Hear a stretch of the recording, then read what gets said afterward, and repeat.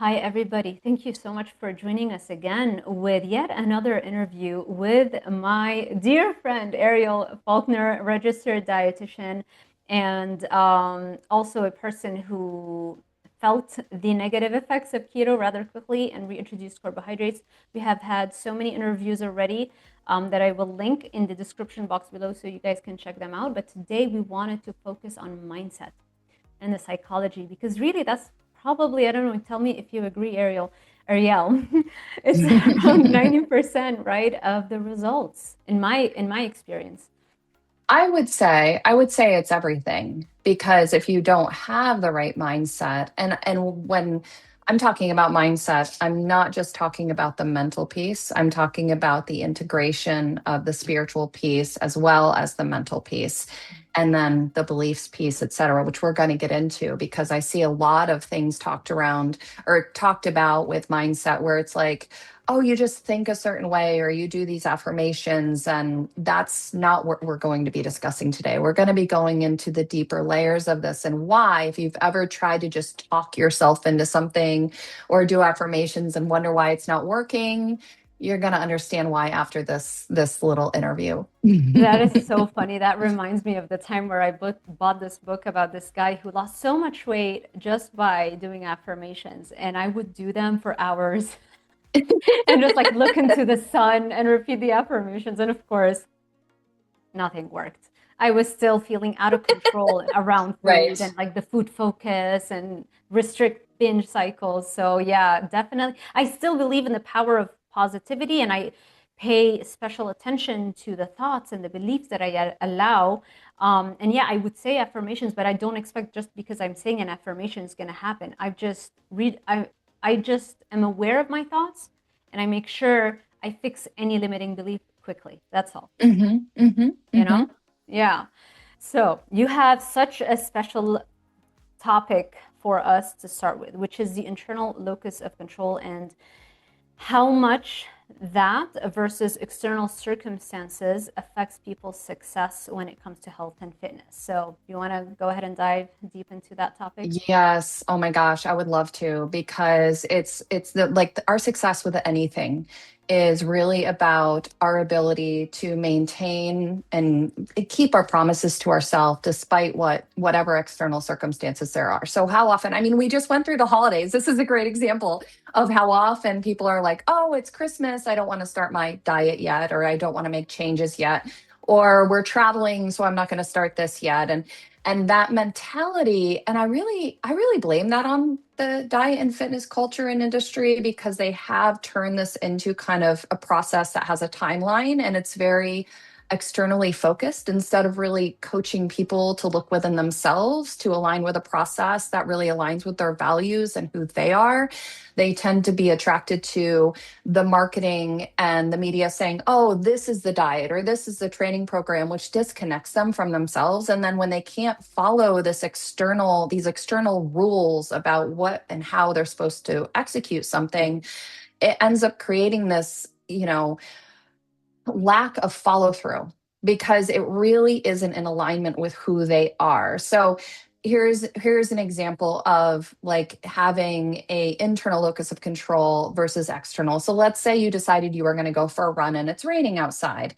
So that somebody could say, "Oh, it's raining, so I'm not going to go for a run." Or you could say, "Well, I could walk outside and take an umbrella and get some movement." I know that's like a really small thing, but what we always tend to focus on really these big things when maintaining a lean, healthy, vibrant body is all those little decisions we're making when we're always looking for an opportunity versus focusing on the obstacle. But the first piece of that is really in order to feel that that your internal commands are in alignment is that's where the plan or whatever you decide to execute on has to be in alignment with your specific values Mm. and your specific goals and coming from a place of self-compassion, because when we're adopting these programs, these diets, these plans, and they aren't really something that we're truly in alignment with, then it's this resistance it creates. And then it's almost like subconsciously our brain is looking for an excuse not to follow through. That's my perception. What do you think, Sarah? Yes, 1,000%. Like, I don't have any fear or hesitation anymore around going on a vacation or, Mhm. the holidays. Those are actually the best times to actually build the body up. Like, have the food, let it use it as nourishment, as fuel. Those are the best times to speed up the metabolism. The holidays are really where you can speed up the metabolism like crazy because you're properly fueled and you're hitting PRs at the gym and you're increasing your baseline dopamine, serotonin. You're so much happier. There's that. There's also, yes, it's the alignment thing is tricky because it's hard. A lot of people don't even know what is alignment for them.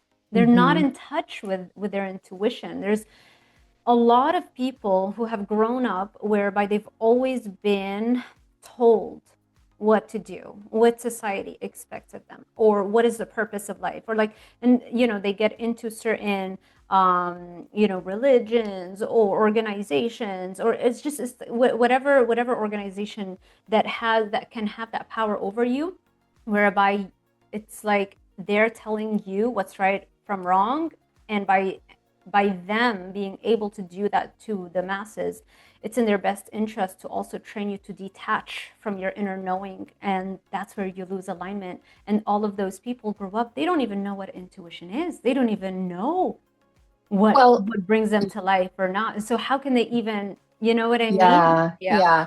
I love what you're saying. And I don't know if you're familiar. We haven't talked about him, but I love Chase Hughes. I don't know if you're familiar with Chase I've Hughes, watched but his YouTube yeah, channel yeah, a he's lot. amazing. Yeah, but he talks a lot about this, how about we're almost always being subconsciously conditioned. I mean, there's a lot of societal conditioning. And part of how I, for myself, was able to get in tune with what was right for me was sometimes it's like the noise is overwhelming. So you have to take a step back from listening to all the different opinions, all the different podcasts, all the different outlets, and stop and take a deep breath and take a notebook and start journaling and ask yourself, if in 5 years from now, if I were doing XYZ with my nutrition, my training, how do I want to feel? How do I want to look? Like, start to really tune into what you want, what your desires are. Because if you don't have a picture or a vision of what really is, and I don't want to say an alignment again, but really calls to you and is coming from your heart center. Because the problem is when we go on social media or we go on YouTube, and these people can put up amazing transformations or they have amazing bodies, and then it disconnects us because we're like, well, I need to do what they did in order to get that. And that's not true, because we all have very unique bodies, we have very unique responses to the same exact programs. And I believe that when we can start to take our power back, which is what Carolyn Mays talks about, it's that we all have that intuition, but it is an exercise that has to be continually challenged. And the way I challenge it and the way guide my clients is to start writing. Because when you start writing, especially first thing in the morning, I journal 3 pages no matter what. I don't know, I brain dump, I talk about anything, but you start to develop a relationship with yourself. And you can't understand what your true desires are if you don't have a relationship with yourself. And I always say it's the difference between consuming and creating. We're either consumers or we're creators. And of course we fall in between there, but you don't want to be consuming so much that you're not creating your own life, your own possibilities, your own direction. And then when you create a plan that is truly resonates with you, and like it's the vision of what you want, not 5 months from now, not five, even I could even say not 5 years from now. You could say the rest of your life, Yeah. and you focus on building that foundation. Because every other area in life, we understand if you want to be financially successful, you would never go to your financial planner and say, hey, I'm bankrupt or I'm broke, but I want you to make me a millionaire next month. Now, a lot of the mindset around changing our bodies or our health is, if it doesn't happen fast enough, why do it? And it's really insane, because you think about this, like if you just started making small changes, building a foundation, and let's say you start losing half a pound to a pound a week, in a couple of years anybody is going to be where they want to be if they have the patience and the self-compassion. And coming from, I say, it's like you're coming from your ego versus an ecosystem. So if we are only driven by our ego, which is external validation, approval of other people, looking a certain way. And again, none of this is black and white. And I feel like this is where things go wrong when we don't see the gray. You are totally allowed to have aesthetic goals, but not at the expense of your health, not at the expense of your connection to yourself, not at the expense of your agency. And when you can combine a process that not only feeds that aspect of, yeah, I want to look good, I want to rock a bikini, whatever it is, with also, and I also am not going to put my body under undue stress. I'm also going to nurture myself through this process. And then it's like when the holidays come around, it's or when anything happens in life, there's nothing that takes you off plan because there is no plan. It's just who you are because you're always checking in with yourself. And actually, speaking of Chase Hughes, I love this. And I told a client about this quote because this was something I kept saying to my clients. Because when we create, okay, what is your vision? One of the things I'll do is like an interrupt because we can't understand what's holding us back unless we cultivate awareness. So awareness is absolutely critical because without awareness we don't have intention and then we don't take the right action. And so let's say I have a client who's struggling with binge eating or emotional eating, and she goes to the fridge or the pantry and I say, I want you to pause. And then we do the 3Ds. Decide, okay, I'm not going to eat. Distance yourself from the food, distract yourself. And then this is from Tony Robbins, change your state. Do some push-ups, do some squats, go for a walk, get in your body. Because Raise when your we're baseline dopamine. raise That's your baseline dopamine and you're yes. changing your physiology, you're changing your state, you're retaking that control back. And then you can pause and you can make a decision. You can ask yourself, is this decision I'm about to make in alignment with my future self? And if that decision is not in alignment with that future self that you have, that desire you have, then okay, what do I really need right now? Well, maybe I need a nap, maybe I need a meditation, maybe I need to take my dog out, call a friend, connect, because we know food never solves problems, but we've been very conditioned in our culture to use food for numbing everything. And so just a quick example, we went to New York City over Thanksgiving. And I used to struggle so much around holidays. I'm not exempt from any of this. The only reason I understand this is because I went through all of this myself. And I remember having so many fears around food and so much shame around my body. And it just kind of hurts my heart when I think about how much I put myself through.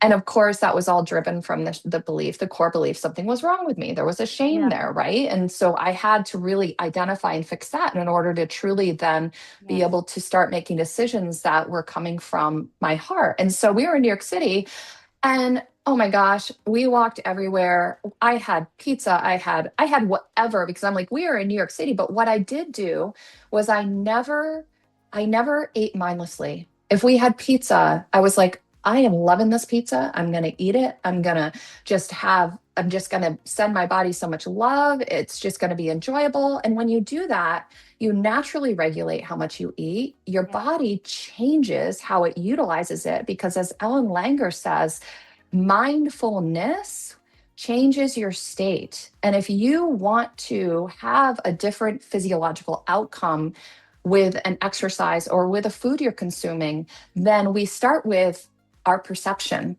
Is my perception that this pizza is bad for me, is going to kill me, is going to raise my insulin and all these other things? Or am I going to be like, hey, I'm really active. I'm going to have a slice of pizza.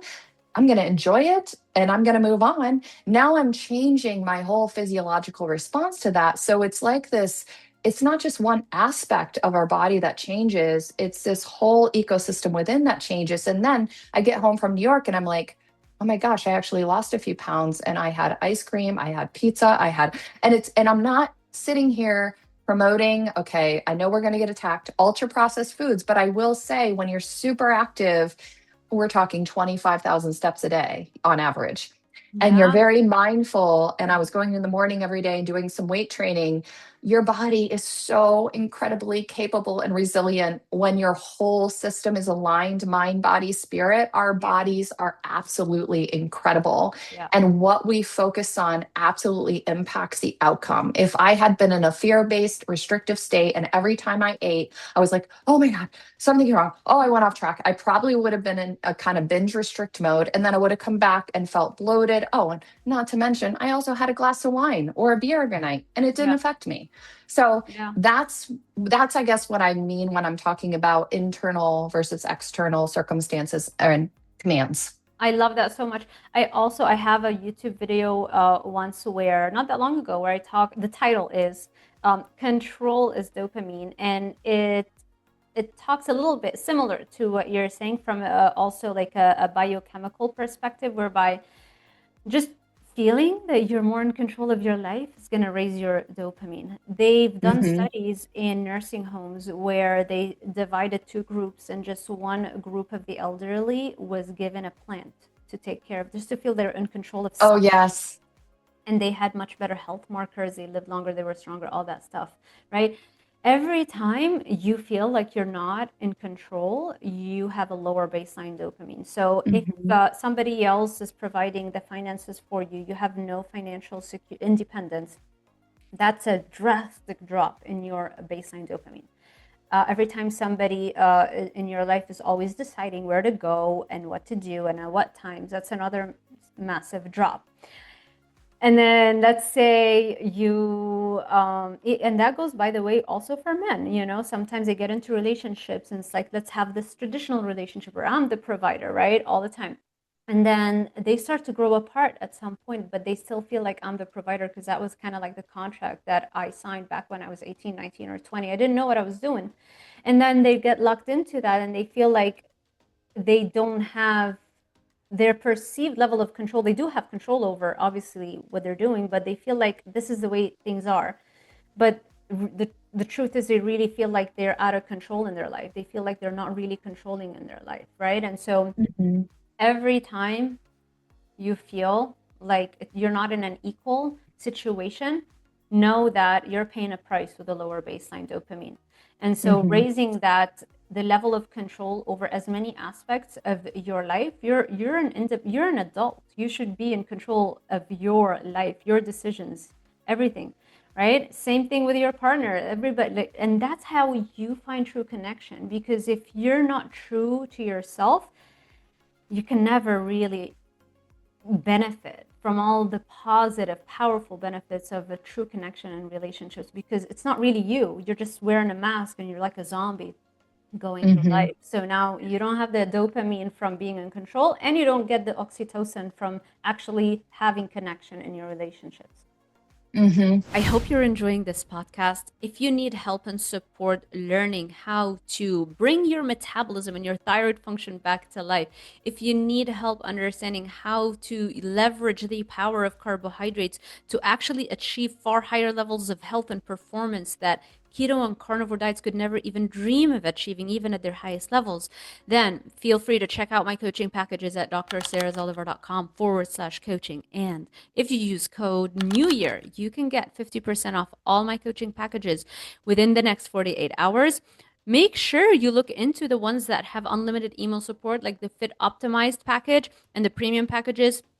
Those, especially the Fit Optimized package, I think might be my most popular one because it goes over for 3 months. So I see you weekly for 30 minutes and you have unlimited email support, and you have unlimited meal plan adjustments and exercise plan adjustments and supplement recommendations, everything that can fit your budget if you need it or if you are willing to do that. So check them all out. And also make sure you're signed up to my newsletter at drsarahzoliver.com/newsletter so you stay up to date on all of my research and all of the new things that we are discovering and all of the cutting edge tools at our disposal to help you not only be the healthiest you've ever been, but also the best performing you've ever been. More energy, more income, more productivity, leaner body, more muscle mass, the organ of longevity. I hope you start thinking more about building and getting stronger as opposed to restricting and getting weaker and weaker over time. Now, back to the podcast. And I think what's really interesting, something that I thought of, and it wasn't that long ago, I thought of this. All of a sudden, I was like, The only thing we really have 100% control over is how we move our body if we don't have an injury or something that prevents that, but how we move our body and what we put in our mouth. But it's really amazing. And that takes radical responsibility for yourself because how many times, well, somebody offered me and I could say no, or it was there. And it's funny, we tell ourselves these stories, but when you really sit back and you pause for a minute and you're like, I may not be able to control the market, my investments, right? Or whatever. But one thing nobody can take from me is how I feed myself and how I move my body. And when you can, and that's where it's like, that's where I think these extreme approaches and looking outside ourselves for the answer instead of having someone guide you to the best way for you to achieve the results you desire, that is really damaging. And I've had clients who have gone into depressions. I've had clients who have struggled with anxiety and then learning that they're trying to follow something that just isn't right for them. And then it starts that whole self-sabotage chain. So yeah, and a big piece of that is beliefs, right? And our beliefs and what we inherit versus beliefs we choose. And like clients, and I can say for myself, I grew up in a family and we both, well, you're much younger than me. I grew up in the 80s. And so like the I heroin was born in chick, 87. So 87. Okay. Okay. yeah, So but you're like 7 years older. yeah, Okay. I'm 38. Okay, okay. Yeah, yeah. So when we were growing up, so you grew up with this too, like this idea that this super skinny anorexic looking body was the attractive body for women. And then when you get older and you start questioning that and you're like, wait a minute, why would I want to shrink myself? Or I have a 13-year-old daughter now. Why would I want to look like my daughter before she's hit puberty? Like this doesn't make any sense. Yes. But this was the conditioning we had from society. So that's this beliefs kind of a lot of women inherited from society that Mm. this external, like if we don't fit this mold. And then we have beliefs we inherit from our mother. And how was she with her relationship with her body? Was she a mom walking around like, I always need to lose 10 pounds? Or did she shame you for the way you looked? And that that we Uh, carry that forward with us. And it's really questioning those beliefs and like doing an exercise around that. I have this full body image exercise I do with clients about like, where did these beliefs come from? Where you mm. believed that something was wrong with your body. And then let's start to rewire that because, again, that goes back to increasing that dopamine, that level of safety, and going, oh my gosh, this is the body I get for this life. It's time I start partnering with it. It's time I start connecting and collaborating with my body and going inward and asking what's really right for me because that personal power comes back and that choice comes back. And then it's like the irony of that is that when you have that flip in mindset, you actually do get results and you Yeah. make progress because you're no longer in this state of resistance, Wow. Wow. right? Yeah, that was a powerful thing there. It was definitely it's very emotional also for me, which I kind of held it together because it's like at such a tender age. Yes. Yeah. It's such sensitive things when you're being told at a point where you're probably the most insecure as a Oh, teenager. yeah. It's Oh, like that's yeah. not enough. Then on top of that, it's like, yeah, why is your butt so big? Or it's like, oh, your butt just got bigger. Like, why? And it's like, what do you say to that as a kid? Like I've genetics, or I gained some weight, or I don't know. Well, and just body comments in general aren't okay. I mean, unless they're invited, right? It's Right? just I've had some younger clients and it's heartbreaking because one comment from someone at school in high school Mhm. triggered a full out eating disorder. And I know people don't think that's possible, but in That's this how it day and started with age, me. My okay. classmate, I was like 11 or 12, and he was like, oh, Hmm. yeah, because you're Hmm. fat. Like casually, just another day in school. I was maybe 11. And Wow. that's when I Yeah. started restricting and then binging Hmm. on jars and Yep. Nutella. Restrict, binge. That's how it started. Yep, yep. Yep. And that's really a common cycle because Hmm. like unless they go down the path like of the more anorexia restrictive type, a lot of women go into the restrict binge mode because the binging is also a way to suppress those emotions. Yep. And when we're young in our teens, our bodies are not, we don't separate our bodies from who we are. When we get older, we understand our body is not our identity, but when you're young, your body is your identity. And I would say, I know this all does really integrate into the belief piece because those beliefs that we inherit are really powerful. And I really also believe that there is generational beliefs, generational karma that happens. And you can see the lineage. I had mentioned in the last interview how, my grandmother was extremely restrictive, my mother, and then my sister passes. And Yeah. it's like at some point we break the cycle.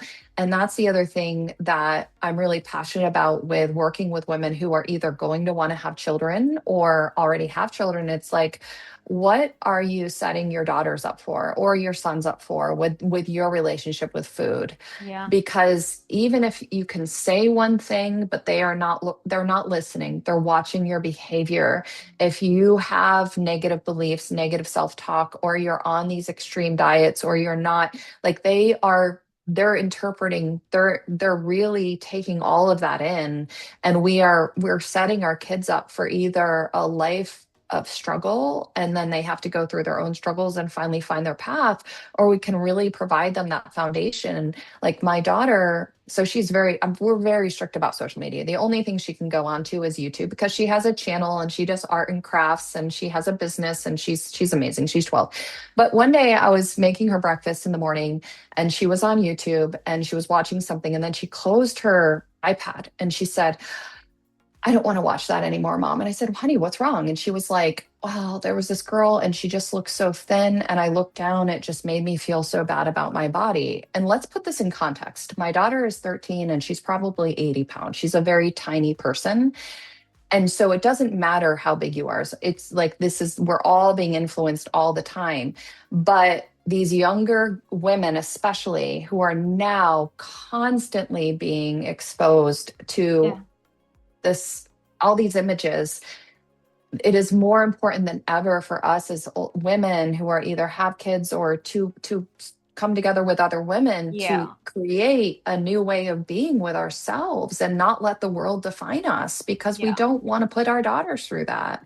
True, true. And just awareness over like what you're seeing, the a lot of it has lots of tweaks, lots of the Oh, body the fat editing. removal, right? Like Oh removing the yeah. fat from under the cheek Yes. so you get that, or the brow lift when you're still in your 20s and you want to get that foxy eye, and just so many things that are becoming kind of like normal for especially Hmm. like celebrities and even influencers at a young age. It's very Hmm. readily available. And by the way, like I don't have any issues with getting, doing whatever you Hmm. want to look a certain Hmm. way. But I think, yeah, for our children, ours, your children, everybody's watching. No, I don't have children. It's just like awareness. I love there's so many YouTube channels where they talk about what potential plastic surgeries this person may have had, and it's just you learn so much. It's like I didn't even know that that existed.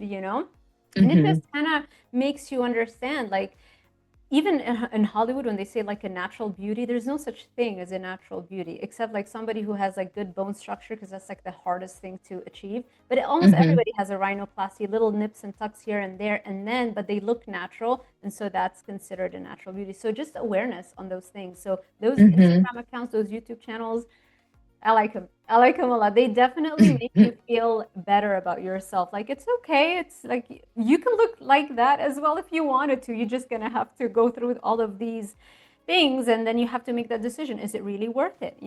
Hmm. Hmm. Absolutely.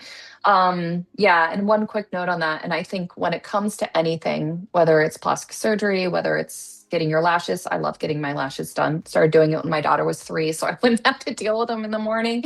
I get But it. it's not about, I don't think it's about what we do as much as it's the energy behind it. So if you're choosing it because you already feel good and you want to enhance, great. But if you're choosing it because you're coming from something's wrong with me and I need to fix myself, Right. totally different foundations. And that's where it's like, I always think it's not as much about the tool or or the thing as much as it's about where is it coming from, right? And it's Mm, like if it makes you feel good, great. I love jewelry. It makes me feel good. I get my lashes done. That's my extent of all my beauty routine. I pretty yeah. much don't do anything else, but because it wakes me up, it makes me look awake because I have super blonde lashes, and otherwise I have to sit there and put mascara on for 10 minutes every morning, Yeah. which I don't want to do. And I This don't was the have to do greatest that, invention. right? Those Oh, I lashes. know. Oh, I love They're that. awesome. I They're know. awesome. So, okay, so let's move on to you So we, wanted to do what do you want yeah, to do next? we did. We mentioned the internal locus of control and that, and also The that beliefs. relationship to, yes, Hmm. to dopamine, and then the biology of belief and just how powerful your beliefs are. Like if you're stressed out and you're terrified that because you touched a cookie, that's such a terrible thing you did, and all the cortisol you released, which destroyed your dopamine. That's not good. Yeah, that's not conducive to anything that we're doing here. And then we talked about kind of talked Archetypes? about archetypes, but maybe you can delve a little bit deeper because Yeah. the perfectionist, all of those different personality Yes. types that I see on a regular basis, and I'm sure obviously you as well see that.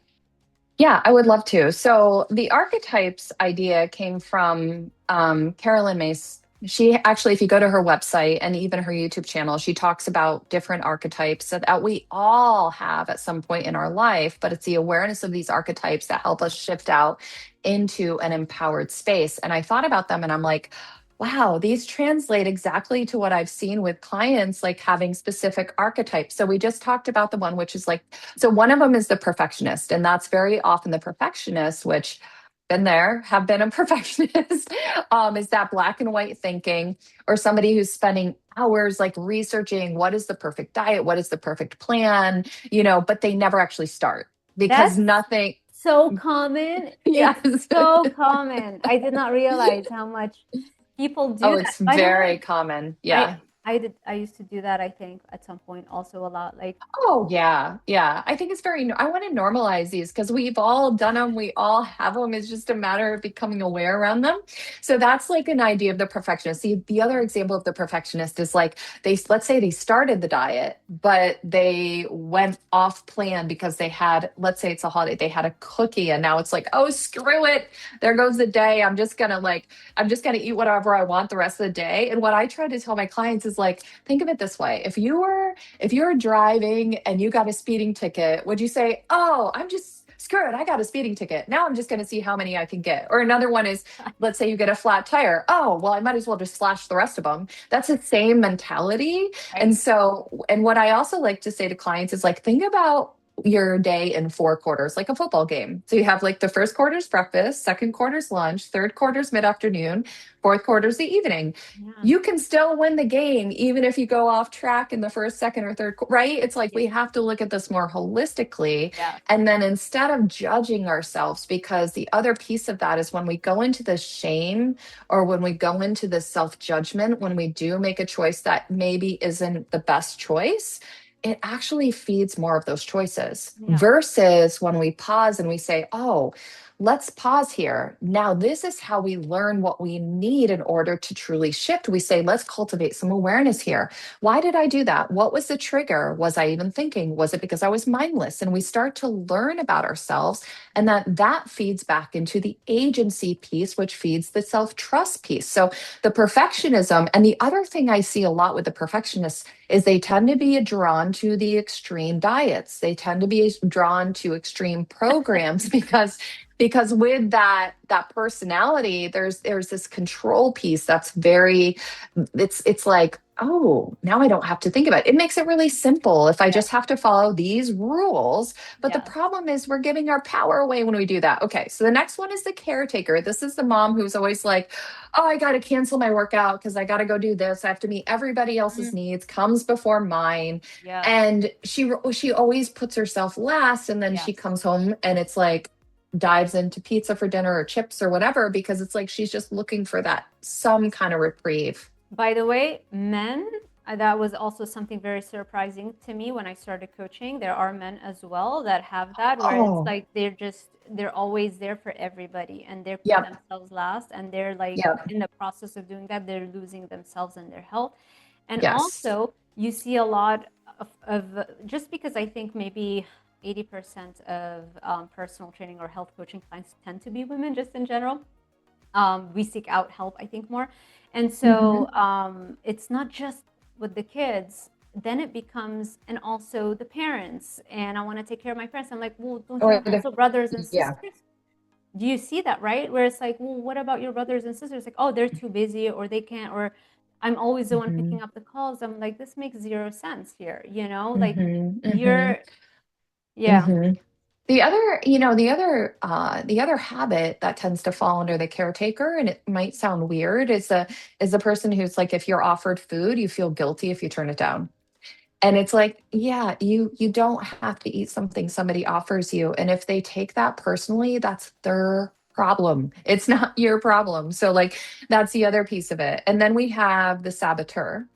And this tends to be, now, in my experience with clients, when they sabotage after they make progress, it's because there is something deep within unconscious that mhm, either there's been trauma, there's fear of being seen, and there's just all this fear comes up around the success, and it's not a conscious thing, but then they keep sabotaging themselves, or on some level they truly don't believe they yeah. deserve it.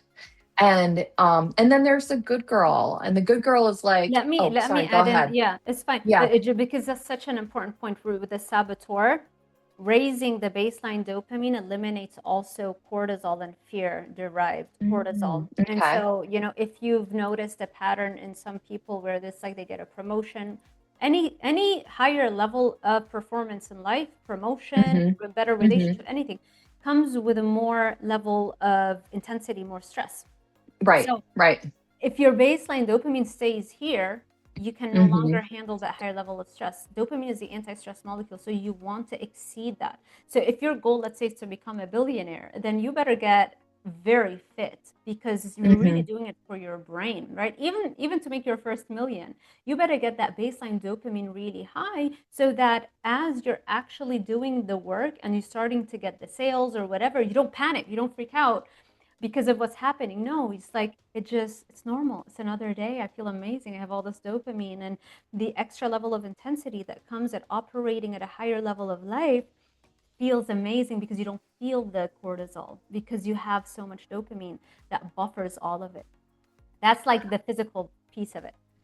Yeah, I think that I agree with you. And I would say I would have a caveat there because I have a couple clients. I actually have a client who's a billionaire and in Sarasota. And they actually he's lost quite a bit of weight now. But one of the reasons that he had gotten out of shape and overweight was because his drive, his work was his whole focus. So I think that again, it comes back to what's driving us. And you can either become very wealthy and successful coming from a place of high dopamine, agency, value, alignment, or you're driven by maybe fear, or maybe it's like this validation, this proving myself. And so again, I think I understand what you're saying, but there's a lot of wealthy people I've worked with who have a lot of health issues, and it's Yeah. because they've Well, they've really it's let go yeah, of like all if of that. you're burning yourself out, right? Totally, It's like the totally. athlete that's training every single day and not prioritizing recovery. You end up Right. destroying your dopamine over time, Exactly, you know? exactly. So it's like that, yeah, that balance. Okay. And then we have the good girl archetype, which is the one that's like, I need somebody to give me a meal plan and I'll follow it, but I won't, take on, well, and I'm not saying meal plans are bad or wrong, but they should be a tool. They shouldn't be a dependency issue. And then or needing permission from somebody else to do what you think, a coach or a trainer or an authority to change your life, not taking, control, not taking ownership. And then if you don't have any personal responsibility, well, then that's also where you can end up in this space where you just keep spinning your wheels. Yes, yes, I love that. Do you see that more? I'm sure you probably see this more in women, right? Because women are groomed from a very young age to kind of just please everybody and smooth out the tensions in the environment, right? And so we kind of feel like it's our job. I remember doing that a lot as a kid, and it's like, oh my God, this is just disgusting, Yeah. you know? Yeah. I would say it's definitely more common in women because we were really raised to be more of like the keep everything calm, the people pleasers, etc. Yeah. But I would say too that I would say the good girl could also be when we're not really connected to ourselves and who we are, then we're prone to look outside ourselves for answers or for somebody to give us the solution or the process. Yes. And the problem is that's exactly the mindset that puts you in that external conditions controlling you because it's really not coming from within. So, and there are so many more archetypes. If people want to go on to Carolyn Mace's page or look at her YouTube channel or go to her website, and she has a list of all these different. Now, of course, they're not in the nutrition realm, but my brain always takes things from like spirituality and mindset coaching and all this, and it's like, oh my gosh, this is totally related to like nutrition and health Yeah. because again, it's all interconnected. So people can always check that out. I would say I'm thinking about like the perfectionist is probably one of the strongest ones I see most often is that, the perfectionism, and then the caretaker. I would say, and that's why I had them because that's what I see a lot of with women. Yeah. Yeah. Solution. Solution?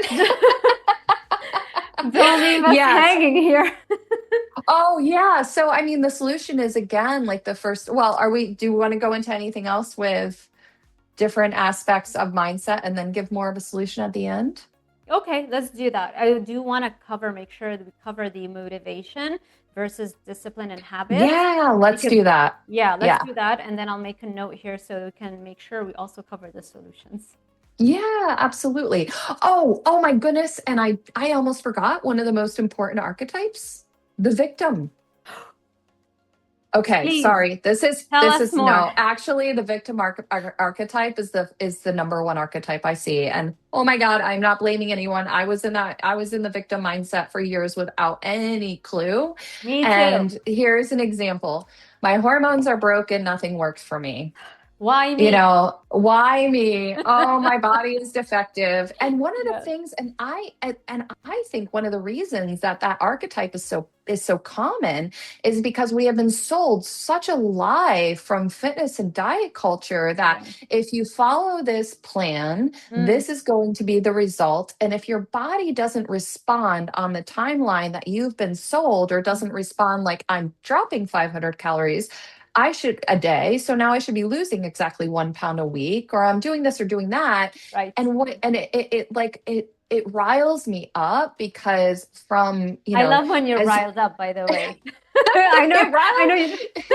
it riles me up because it makes me so mad that for so many years I thought something was wrong with me because I didn't follow this calculated approach. And I saw, oh my God, none of my clients do either. And if you see some of these people online who are really in the evidence-based space, they'll say, well, your client's lying to you. They're just not telling you the truth. And it's like, no, that's not true. I've tested metabolisms with doubly labeled water. I offer that to my clients. I've seen metabolisms that are very, very low, and they're low because they have been trying to follow this very extreme. I'm counting the calories, I'm burning this many calories, I'm doing this. Why isn't my body responding? Because we are so much more complicated than a calculator.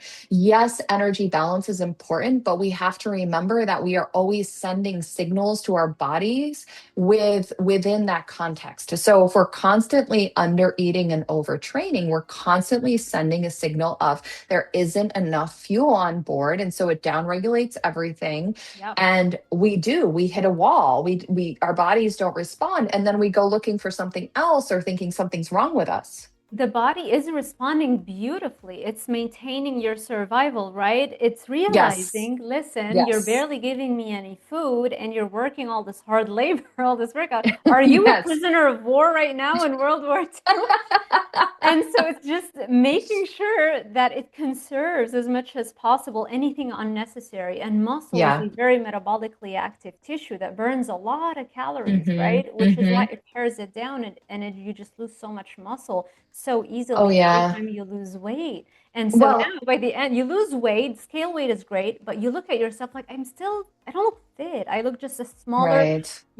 there's no shape. And now I have to maintain eating those low diet calories Oh, just to yeah. maintain my weight. Because if I go up in calories, now I start to gain weight. I mean, I know this isn't quite on the topic, but I want to expand on that just a little bit because there's something really important to clear up that I would love to clear up when it comes to body fat, body weight, scale, body composition. So, first of all, there's only 600 calories in a pound of muscle. Only 600 calories. There are 3,500 to 4,000 calories in 1 pound of fat. This is why when people go on diets, very low calorie, and they might be losing 2 to 3 pounds a week, who cares? They're probably dropping like 1 to 2 pounds a week of lean tissue. And so you're maybe losing 1 pound a week of fat weight. And here's the thing too, is you can't look at daily weights. And the latest research shows that is a 3 week trend, not a 7 day trend, not a 2 week trend, a 3 week trend to get a true average. And the other piece is averages. You don't look at your scale weight day to day because we have so many fluctuations as women. And Yeah. what I say to women is the most accurate way to assess your weight if you're still cycling is you take your weight the first day after your period ends Mm. and the following month, the first day after your period ends, if you're looking at body weight as a metric. Now, if you're a woman who is already maybe 10, 20 pounds to lose, which isn't much weight, and even you could even have more weight to lose than that. If you're taking an approach where you're really fueling properly your resistance training, you're doing the right amount of cardio, you're eating enough so you're not putting your body in low energy availability, that Hmm. scale weight was not going to go down very quickly. But if you did a body comp, you're going to see you're dropping about a pound of fat a week, but you're also accruing lean tissue. So you're getting body recomp because whenever you're new to resistance training, it's incredible how you can transform your body because your body is like, oh my gosh, resistance training. And they're even showing, Chris Barakat has done some studies on this, that you can even recomp when you're lean as long as you're training hard and eating enough and sleeping and hydrating and all these things. So that's the other thing about it is that I don't know where these 1,200 calorie diets come from because really, unless you're 5 foot tall and tiny petite and have other maybe a very sedentary lifestyle, you don't have to starve yourself to make progress. And it's the worst thing you can do. I mean, when I was doing my course for low energy availability and I was going through the research, I found studies where they've studied populations with low food availability, and they found that women could actually maintain a stable weight eating 40% less than what their bodies required. And so that means if their bodies required 2,200 calories a day to Yeah. be healthy, then they were still maintaining eating about 1,400 calories a day. And it's like, do I want my body to down regulate to the point? And then, like you've talked about so many times, Sarah, now we're affecting the microbiome, the dopamine, the serotonin, all the things. So, That shoot, I used to got be off. me, by the way. I Okay. remember if I ate 1,400 calories and I did not work out on that day, I would gain weight. Wow. Yeah. Okay. Yeah. So that's a perfect example of how the body. And the thing is if you go online, it's very confusing because you'll see a lot of stuff that says, oh, metabolic adaptation is a myth or metabolic adaptation happens, but it's reversible and all these things. And I worked in an eating disorder clinic as one of my clinical rotations. I saw resting metabolic rates of 800, Mm. 500, Yep. 600 calories. I had a Women who client had, at 600 calories, and she wouldn't lose yes, weight at 600 calories because no, she had no. done the surgery, the gastric bypass Oh, surgery, yes, and that's very common. right, and Hmm. then she could barely first. So I was trying to speed up her metabolism, but she can't. It takes time, it takes patience Yeah, to retrain the stomach to regrow, basically nullifying any benefit from the yeah. surgery. She only really got or maintained 30 pounds of weight loss from the surgery, and now for the rest of her life You have to be taking supplements and vitamins and nutrients, and those are only the ones that we have discovered. Like you said, nutrition is a very recent science. There's lots of nutrients in the whole food matrix that we still don't know Right, about. But right. yeah, I've seen it. Sarah, we could actually, we'll move on from this, but we could actually do an entire video around metabolic adaptation, what we see with chronic dieting and metabolism. I could talk about chlorophy. I mean, that would be an amazing because we Mm-hmm. want to get women out of that. And we were so conditioned that less is more, and it's not. More is more. It's the opposite. Yeah, That's my exactly. favorite topic. We should do the gut probiotics, gut health Yes, we'll do thing, the gut health one and and the then metabolic adaptation. I think those are very important. metabolic. Yeah. Yes. Yeah. Okay. So before I forget, I want to make sure I talk about my motivation versus habits. So Okay. motivation actually follows action. So when people think, well, I'm waiting for the motivation, there's no such thing. I mean, you might one day be like, you see something on TV, like my husband started running. He likes watching running stuff on TV and it motivates him, but that's temporary. That's transient. Action, that's what creates motivation. So I always tell my clients, take some action, even if you say you're going to go out for a 30-minute walk, just get if and you're really resistant to it, you say, okay, I'm just going to go out for 10 minutes, and if I want to continue, I will. And then you're actually getting yourself in motion, and every single time they say, oh my god, I ended up doing 30 minutes. And in my it's so funny because my daughter, she started exercising now. That was one of her goals, and she plays tennis. She's very active anyway, but she wanted to be doing some strength training and some other things. And she was like, oh, I'm just not in the mood. I'm like, honey, you just got to get going. So she's in our gym and we're on our way to school. And she goes, Mom, even though I didn't feel like it, I have to say, I've never regretted exercising. It always makes me feel better. And I'm like, exactly. And so the cool thing is when we can get past that and we can just start taking the action. And it's really important that the action is you have to feel a 9 out of 10 that whatever goal you're setting for yourself, you can do.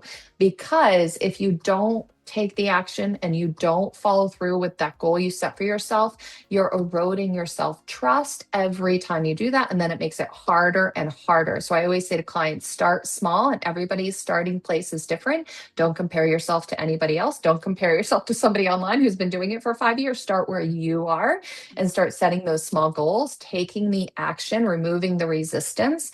And then what happens is they become a habit. And it's very normal for people to really think that there is this like motivation we all of a sudden have. There are many days it's not like I feel like doing it, but if we always act out of our feelings, now again, who's controlling us?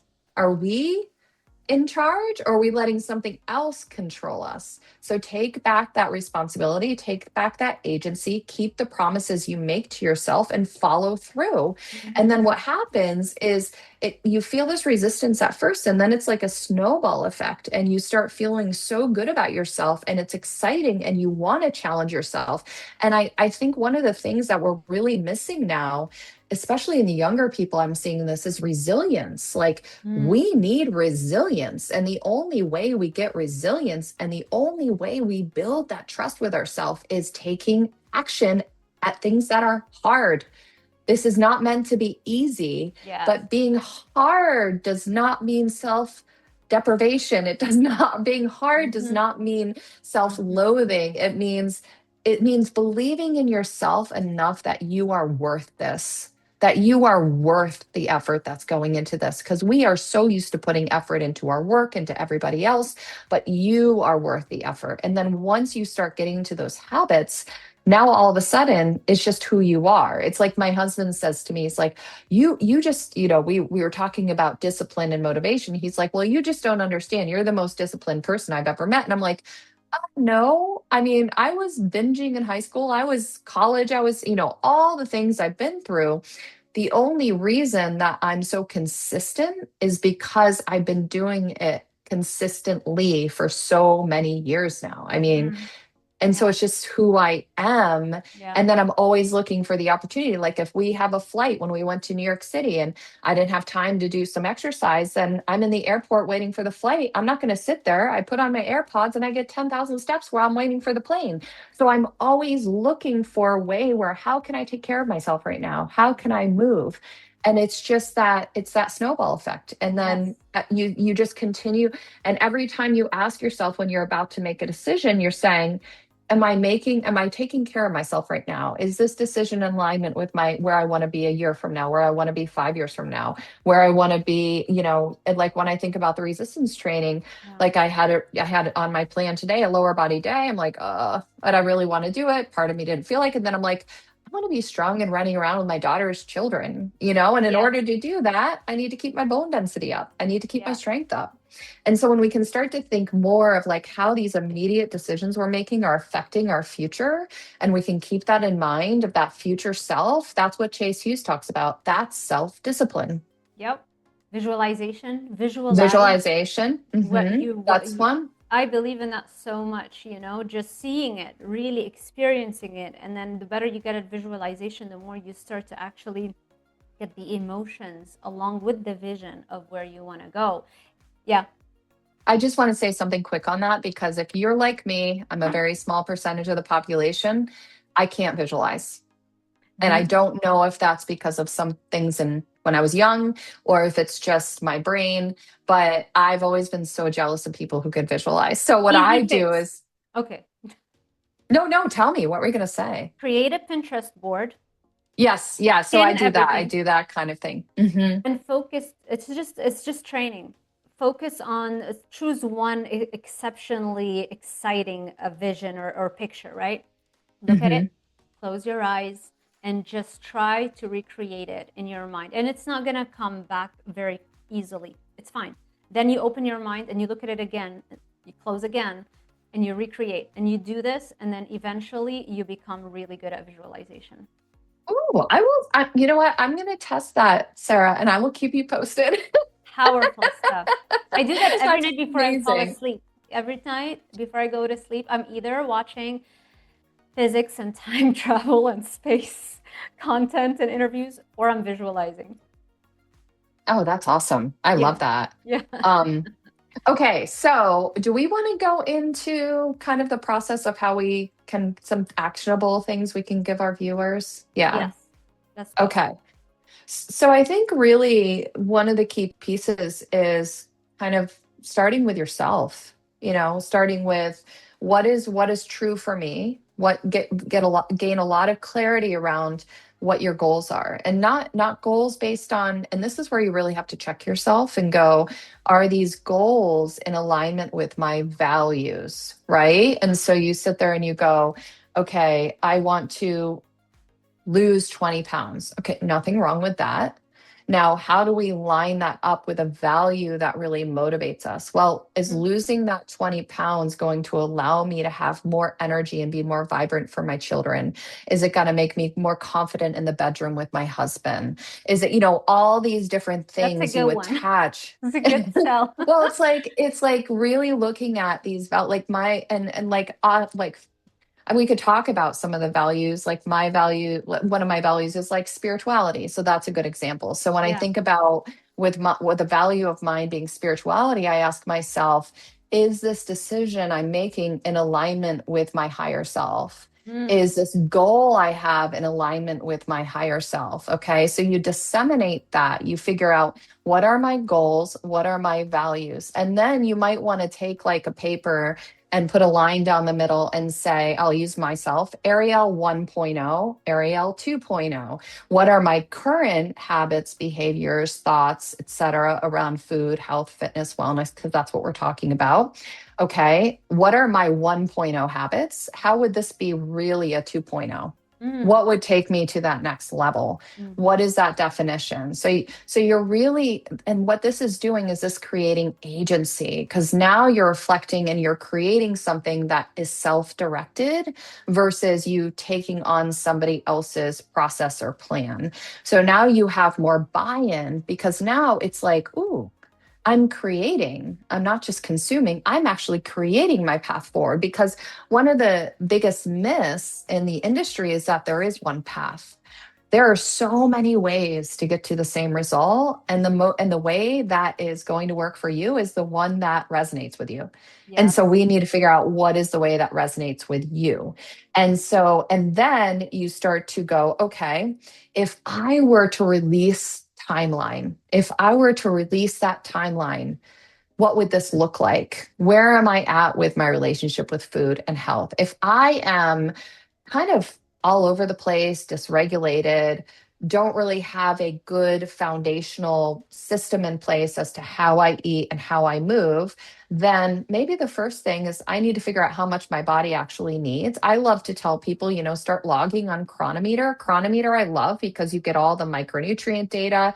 And that's the other piece of it too. You can have the best intentions in the world, but if you are deplete in any of the major 30 micronutrients, you will not. There's a high likelihood it'll be very hard for you to stay on track. And Yeah. that's one of the problems is a lot of people are going into plans and diets without their body being replete and stable and balanced with good habits. So with my clients, I'm like, we're just going to start with you eating 3 meals a day. And then depending on your activity and lifestyle, 1 to 2 snacks. We're going to eat at regular times. We're going to get into a good rhythm. We're going to have balanced meals. I'm going to talk to you about what your preferences are. We're going to create a plate that really aligns with what you enjoy. And then once we have nourishment, regulation, specific kind of back to basics habits in place, then if you have something that you want to achieve, oh, and that's the other thing I want to say real quick too, is every single client that has come to me and they have emotional eating, we do not go into a diet. Are you kidding me? If you are binging or you have a dysregulated, relationship with food, we have to lay that foundation first. And then of course we have to start with, aligning the values and the vision of the future, get you Mhm. into, empowerment, responsibility, etc. Now we replete the body, we replete the brain, and now we can start going, okay, let's set some goals now. So I have a client I see regularly. It took us probably, I think it was about 7 months before she was ready. And then Mhm. she was ready. And now she's down 55 pounds and rocking it and, almost at her goal. Had I just said, okay, here's your diet, you don't have to go into deficit, blah, blah, blah, then sure, she might have lost the weight, but she would probably be right back to where she started within a year. And so there's a process we really need to start. And there's skill building, but we can't build skills when we're in a state of fear, shame, Mhm. dysregulation, malnutrition. We Disalignment.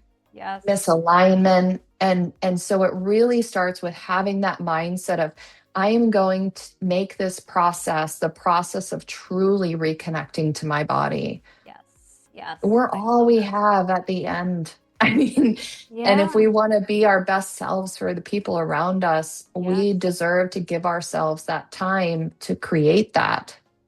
I love that. So, um, things people can do is the mindset work. So, the journaling, I think, is so powerful because it allows you to really see every day, wow, I'm really just people pleasing left and right, and I'm just not prioritizing myself, and I'm losing myself Mhm. in the process, right? Or just all of the things, because the things that might make me happy might make somebody else miserable. you know? Exactly, exactly. That's why we So, need to tune into ourselves and figure that out. And that's why working with a coach or a guide is so yes. helpful because they can help us define that. Yeah, and it shortens the gap of Hmm. having to learn all these things versus a coach who's been through that process where they tell you exactly where are the areas, where are the skills that you need to develop, and like right away you get them done in a ridiculously compressed period of time. So Hmm. I Hmm. love that. Also, destroying limiting beliefs. A great way to destroy limiting beliefs is also just by education and allowing yourself to see how much is possible. And the more you learn, the more you realize nothing truly is impossible. All of the Right. sci-fi things, right? You watch the sci-fi movies in the 1900s and before, and everything eventually becomes true, right? There's really no limitation. And in this day and age with AI and quantum computing and the speed with which we're learning and growing and making breakthroughs every day, whatever you think might be impossible, I can guarantee you is going to be possible at a rate that is dizzying. Hmm. So Hmm. that helps You know, people have that motivation. Yeah. the other thing I want to say, because it just came to me, and it's something that I thought of when I was writing, and I was thinking about how when we really work on like one of the pieces that the journaling really gives you is it really gives you that connection to yourself and that stability, starting off first thing in the morning, not on your phone, not looking outside yourself, but connecting to you. And then I always end my journaling with some kind of like prayer. I'm not, I don't attach to any religious ideology. I'm very spiritual. And if you follow Carolyn Mace, I would say she's most in alignment with my belief system. And I'm gonna have to what ask I you was about thinking your about, prayer off the record. Oh, I don't know oh, exactly. sure, sure. I'm curious right now. and and so it's like it's really about having that when we really do have that faith, and it's that faith comes from a foundation of love and trust. Mm, So when we can come from that, so we have a frequency, and its energy precedes matter. So when our frequency is love and we can put ourselves into that kind of frequency before we start our day, we're coming from our heart. We're in this, as they say in kind of the new age, the high vibe sense. You're not going to walk into the kitchen, or you're not going to be on your way to work and stop at Dunkin' Donuts because it won't even appeal to you, because that food is so low frequency. It's dead. It's just, all these things. Now, once in a while, if you're having a donut and you're enjoying it, but I'm just saying in a general sense, when we're in a specific frequency where we're really connected to our hearts and what we're eating and mindful, we're attracted to the foods that really work for our bodies and that nourish us. When we're out of that alignment and we're coming from fear or shame or these lower frequencies, that's when it's almost like we're looking for that fix, and we're more attracted to the things that are just more low frequency, like yeah, ultra processed foods. yep. And, food is life force. And when we can start to remember that we are part of this entire ecosystem of this planet, I mean, the sunlight goes into the plants, which creates the nutrients that our bodies need. And the animals eat the plants, which create the nutrients that our bodies need. And we're all part of this beautiful ecosystem. And it really is simple, Yeah. but we let our over intellectualizing all of this and thinking that it's all about finding these magic macros and this plan and overcomplicating it, instead of like pulling back and going, okay, I'm gonna trust myself. Let's take a breath here and reconnect. And I think that really helps with, you could say, staying coherent with your choices. Perfection. I think we covered all of our main topics for today, right? Yes. Um, We actually followed a structure this I love it. Thanks to you. Thank you for preparing the outline. And next time, we definitely want to touch upon the gut health, probiotics, Yes, and I how. would love to. Hmm. Yeah. Oh my gosh, Yes. that's such a powerful thing, and a major reason why people are stuck in carnivore for too long, because they just don't realize all of the tools that we have available to us where we can repair the gut so that you can actually handle more powerful foods than just carnivore foods. So, but it's like, let's say running a race and winning it. That's a powerful accomplishment that really results in a strong brain and body, right? But if you Hmm. have a broken ankle, you can't win that race. You can't run in that race. So to be able to bring into your life powerful tools, you also want to have a certain level of resilience so you can handle that, so that you can go to an even higher level in your life and in your fitness and in your health. So next time, Yeah. yeah. Yeah, I love that you said that, because an analogy I talk about is, a carnivore, for instance, moving all the things that may be aggravating your gut could be a therapeutic intervention for a short period of time, but it's not healing the body. Versus, and the analogy I like to say is like, if I have, in fact, I do have a gentleman who's diabetic, type 2 diabetic. Mm, And he, if I just said, oh, you can't eat any carbs, then of course his blood sugar isn't going to go up, but I'm not actually reversing the diabetes. And mm, it's so ironic, because it's so funny, because actually we just had a meeting last week and his sugars are incredible. He's eating almost 200 carbs, and he's doing amazing with his training and his nutrition. And he was very, I mean, his body really responds to exercise. And even when he was, prior to working together, really trying to eat super low carb, he couldn't understand his blood sugars were nuts. Or if he had a little blueberry, it would be like through the roof. And it's because he became then resistant to even be able to metabolize. So I always think about this, and when we really think about it, like when we really open our minds up, we this world is a massive place.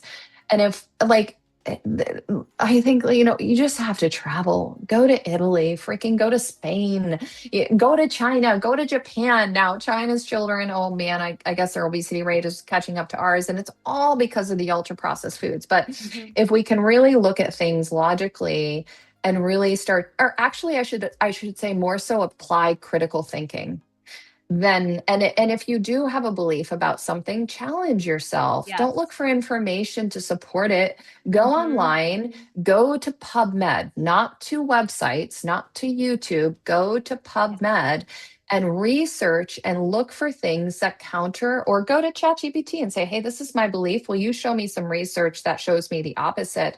Because what we have to really start doing is challenging these belief systems, and that's the only way we're going to start to understand, expand, and grow out of them, and then start to feel like, oh, huh, what a sense of relief. you Ah, know? that's so powerful. Going on ChatGPT and asking it to give you the counter argument, because Hmm. ChatGPT and all the AI models are going to give you what you ask for it. If you Yep. tell They're me going why to this cherry pick. Yep. tell me why what I'm doing is fantastic. It goes, here are Yep. all the reasons why you're doing great. But yeah, it's really important not to have those blind spots, and ask, Hmm. okay, well, what are the counters then? And then, if we had ChatGPT, I definitely would not have probably stuck with keto and carnivore for a decade and destroyed my thyroid and metabolism for But so you brought it back, which is what I think, that's the thing too, though, Sarah, is like our bodies are so incredible, they're so resilient, and they're miraculous. And that goes with my spiritual piece. And actually, Carolyn Mace is a medical intuitive. It's like our bodies yeah, she can read people and read where, and a lot of illnesses are also coming from emotional suppression. Oh my gosh, we could go down so many roads. But again, it's interesting. that Yes. belief piece of it, and what are we carrying? And yeah, well, I mean, we could end up with a 2-hour interview here. So Yes. I'm gonna ask you about this off the record first to get a little, okay. yeah. I'm definitely very like I can see the whole spiritual world. When you're a scientist, it's kind of hard to be religious. It's hard to be and also or have like spirituality. I'm always like very data driven, right? But the more you learn, especially like quantum physics and the dimensions and the 11th dimension and string theory and all that stuff, and I'm so obsessed with this. And the more I learn, the more your mind is blown, and the more you realize like all the new agey stuff that people talk about. There's a lot you can explain a lot of it with quantum physics. Well, I think the problem is, again, the black and white. It's not one or the other, it's the integration of both. Carolyn Mays talks about that. God is science. That will blow somebody's head off, but it is. Spirituality is not separate from science. If you want to read a really cool book, it's called Real Magic.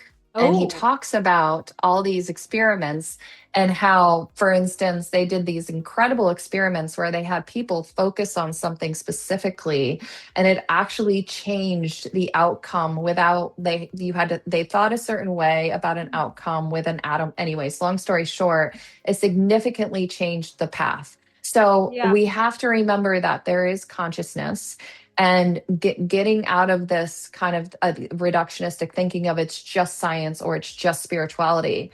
No, it's an integration. And if Yeah. you look at very, like, in fact, it's funny, I was talking to ChatGPT about this in the car on the way home. We had been at a museum, and it was a glass museum, and there was a lot of Buddhism and things like that. And I was talking to Chat, and I'm like, when I think about it, I feel like all the things that we're calling new agey are actually not. They're ancient wisdom that has been suppressed and dismissed. And Hmm. you can look into the history of this. It's the same thing that happened in the early 1900s when the Rockefellers decided to shut down 50% of medical schools in the United States Yeah. because they were teaching natural medicine. Yes. So everybody got indoctrinated with traditional Western medicine, thinking that was the only legitimate medicine. But the only reason they did that was because they wanted a medicine that had a diagnosis, a disease, and they were connected to big pharma, which is why big pharma controls all of the medicalization of all of these issues when so much of what we suffer from is lifestyle, nutrition. There's so many herbal remedies, there's so many ways to be healthy, Yeah. but you're looked at it as a quack when actually that was the original medicine that has been Yeah. shut down and suppressed because of greed, power, money. I mean, that's, that's also what created this reductionistic view of looking at the body in parts instead of a system. Mm-hmm. Just, Mm-hmm. So, oh my gosh, we could just do a whole show on that. Oh my gosh, that's not right now. So thank you so much, Ariel, for giving us this amazing overview of just the power of the mindset and the psychology and the belief and the biology of the belief. A great book, by the way, by Dr. Yes, Lipton. Bruce Highly Lipton. recommend. Yeah, he's fantastic. Um, if people want to connect with you, share more of your amazing content, I know you have your YouTube channel and you're posting more right now frequently on it. So I'm very happy about that. Where can they find you and work with you? Yeah, so if you'd like to connect with me, please come check out my YouTube channel.